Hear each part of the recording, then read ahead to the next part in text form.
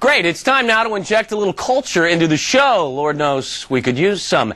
What's that old saying in the world of art? Those who can do, those who can't admire.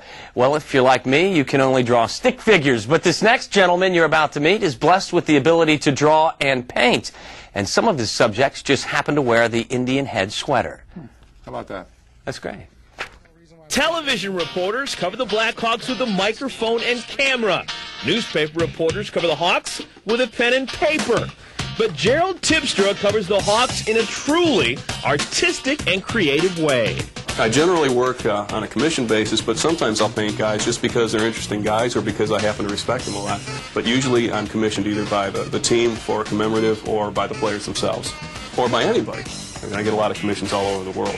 The very first stage usually is at practice. I'll go out and shoot. I shoot digital stuff. And so for Jocelyn in this case, I wanted to put together a composition, a little montage, and arrange the compositions. Then the actual sketch.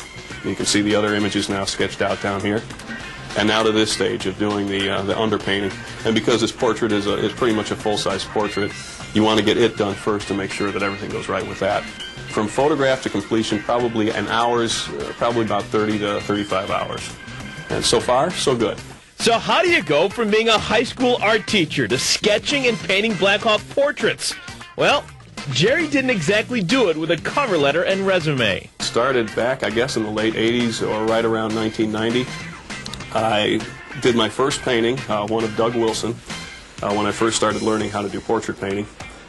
And I had a bunch of students then who were inspired to also do Blackhawk art. And we came up to the old Chicago Stadium in those days. And instead of staying in the office, we sort of conspired, myself and the students, that we would go out and try to get out into the practice before they actually started practice and let the players see some of the things that we'd done.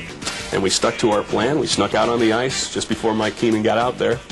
And it was a hit. The players came out and all got a big kick out of having their stuff done. We had some lunch.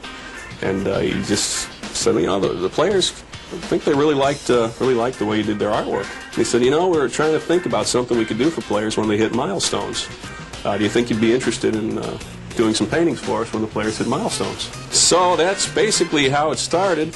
Many Tibstra originals draw great praise from the players and wind up in their own personal collections. And while the attention his work gets from the team is nice, the most important fans to Jerry are the Blackhawk charities. What I do brings more good to more people by doing it through the Blackhawk charities. And it's fun to be around the Hawks. Don't you have somewhere to go? Not really. Now, if you'd like to see more of Gerald Tibstra's work, just to admire it, or in fact to purchase some, you can visit artbits.com, which is Tibstra spelled backwards. Wonder if he does any portraits of distinguished retired NFL players. Yeah, like Brian Bashnickle. He was awesome. He'd go over the middle, take hits. Always came down with the ball.